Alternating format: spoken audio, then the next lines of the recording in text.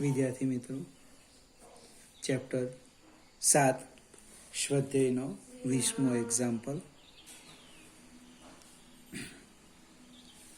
Oxygen અણુનું દ્રવ્યમાન આપેલું છે. અણુનું MO આપણે લખી દઈએ 5.3 into 10⁻⁻26 કિલોગ્રામ. તેના કેન્દ્રમાંથી પસાર થતી તેના બે અણુઓને જોડતી રેખાને લંબ એવી અક્ષને અનુલક્ષીને તેની જડત્વની ચાક માત્ર આપેલી છે. ઓક્સિજન એટલે આ રીતના આ બે અણુને અહીંથી લંબ આને અનુલક્ષીને જડત્વની ચાક માત્ર આપી છે I.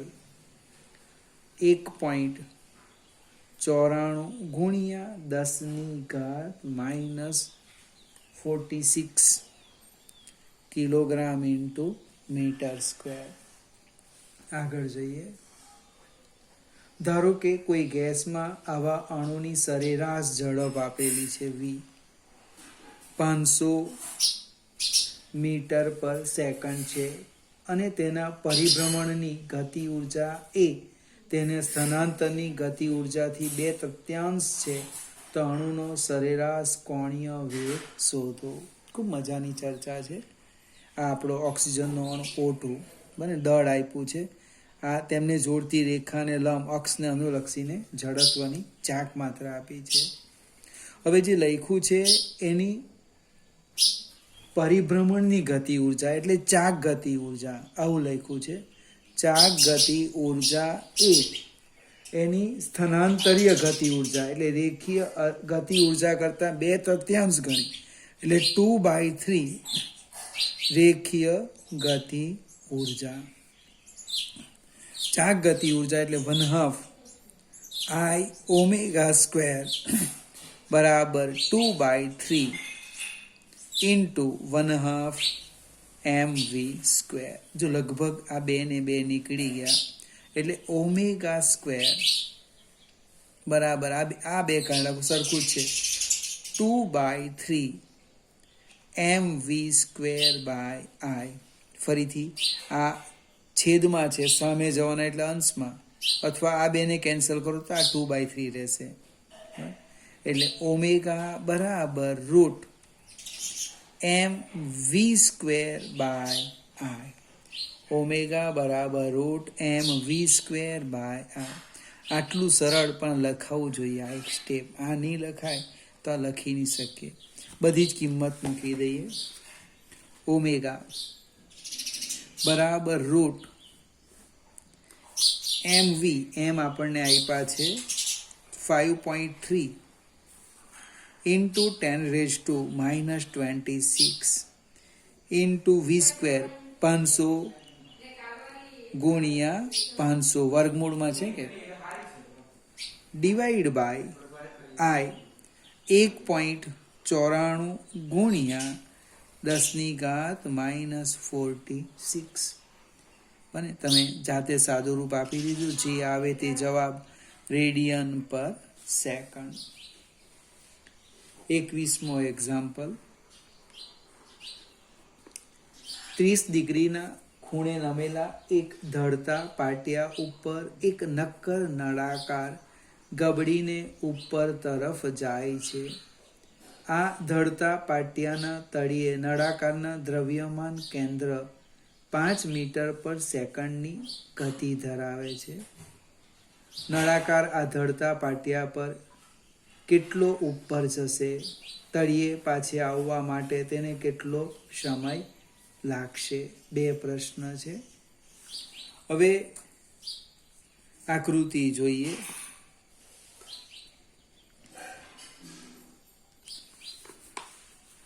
આ રીતના એક ધાડ લઈ લઈએ.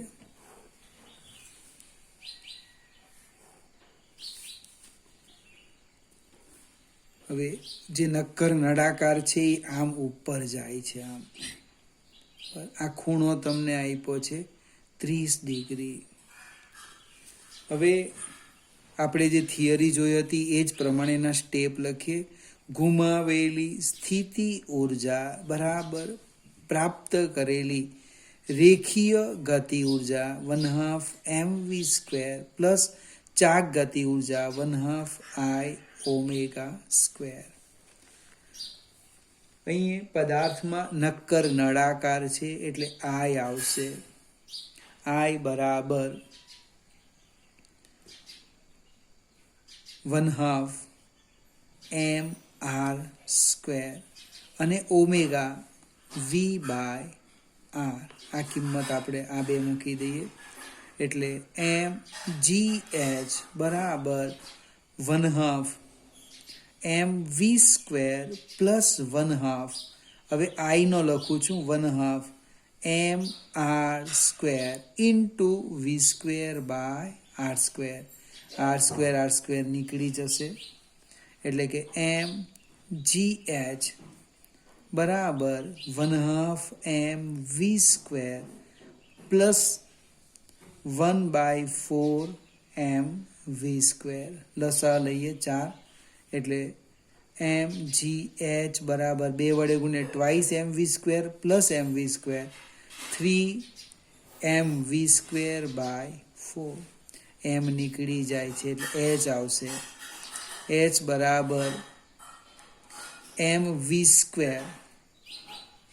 3 mv², સોરી m નીકળી જવાના ને એટલે 3v²/4g એટલે h કેટલા થવાના 3 ગુણ્યા v², 5 છે અને એટલે 5 નો વર્ગ 25 છેદમાં 4 ગુણ્યા 9.8. આ જે આવે એ આપણો જવાબ મીટર. હવે h એટલે શું તો કે ભાઈ આ h અહીં ફિગર લઈ લે અહીંયા સુધી, આ શું થવાનું એનો h. આપણો પ્રશ્ન કંઈક આ રીતનો છે કે ધડતા પાટિયા પર કેટલો ઉપર જશે આ શોધવાનું છે, આ અંતર d. તો આપણે ખૂણો લઈ લઈએ sin 30 બને સામેની બાજુ ભાગ્યા કર્ણ એટલે કે sin 30 બરાબર h/d એટલે કે d બરાબર h/sin 30.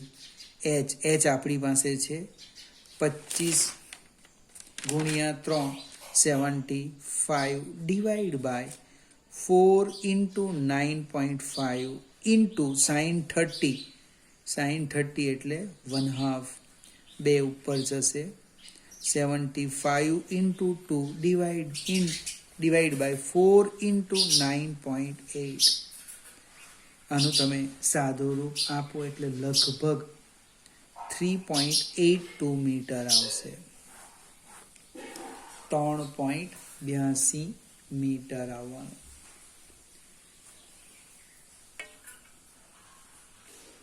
હવે સમય શોધવો છે. સમય માટે આપણી પાસે 3 સમીકરણ છે, એમાં પ્રવેગ આવે છે. હવે પ્રવેગ આપણે ખરેખર શીખ્યા નથી એટલે હું પ્રવેગનું એક સીધું સૂત્ર લખું છું. a બરાબર g sin theta divide by 1 plus k²/r². એ પ્રવેગ કેવી રીતે લખ્યો એ પણ હું પછી સમજાવું છું તમને. હવે કિંમત મૂકી દઈએ. આપણે નક્કર નળાકાર છે એટલે k² આવશે, r²/2 એટલે k²/r² ઇઝ ઇક્વલ ટુ 1/2. કિંમત મૂકવાના આપણે.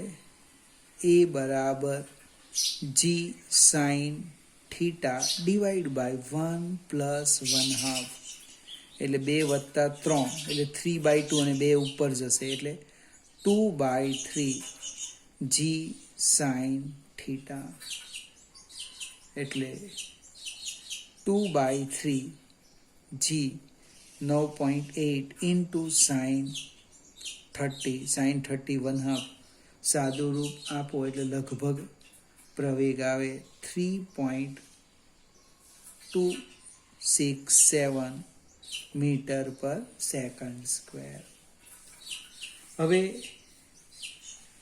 આ જે પદાર્થ છે એ આ ડી અંતર કાપવાનો, અહીંયા સ્થિર થઈ જવાનો અને પછી પાછો આમ આવવાનો. એટલે એનો પ્રારંભિક વેગ હું 0 લેવા, અંતિમ વેગ કેટલો લેવાનો? 5. એટલે આ રીતે લખીએ, ડી બરાબર v² માઇનસ v0² અપન ટ્વાઇસ એ. અહીંયા પ્રારંભિક વેગ 0 લઈ લઈએ, v5 લઈ લઈએ, અને પ્રવેગ છે ને આપણે આનું કામ નથી, સોરી, ટી જોઈએ છે, ટી શોધવાનું. એટલે આ લઈએ, v બરાબર v0 plus at, v5 v0 0 plus a 3.3 into T. એટલે ટી બરાબર 5/3.3. એટલે સાદું રૂપ આપીએ લગભગ 1.53 સેકન્ડ. હવે જેટલો સમય નીચે આવતા લાગે એટલો સમય ઉપર જતા જાય, એટલે કુલ સમય ટોટલ ટ્વાઇસ ટી થશે. એટલે 2 ગુણ્યા 1.53. એટલે જવાબ આવશે 1.60 2.06 સેકન્ડ. હવે આપણી પાસે એક પેલું પણ સૂત્ર છે, પ્રક્ષિપ્ત ગતિ યાદ આવે તો, time of flight twice v0 sine theta by G. બરાબર, કિંમત મૂકો 2 ગુણ્યા 5 ગુણ્યા સાઇન 30. લગભગ આમાં જવાબ નહીં આવે, આ રવા દઈએ, જોઈ લઈશું. બરાબર ને. અહીંયા આપણે 7મું ચેપ્ટર, ખૂબ મોટું ચેપ્ટર પૂરું થાય છે. 2-3 દિવસ પછી આ ચેપ્ટરના MCQની એક ટેસ્ટ રાખીશું, એટલે તૈયારી કરતા રહેજો. હવે પછીનું ચેપ્ટર એટલે ભાગ 1નું છેલ્લું, ગુરુત્વાકર્ષણ, એની આપણે શરૂઆત કરીશું.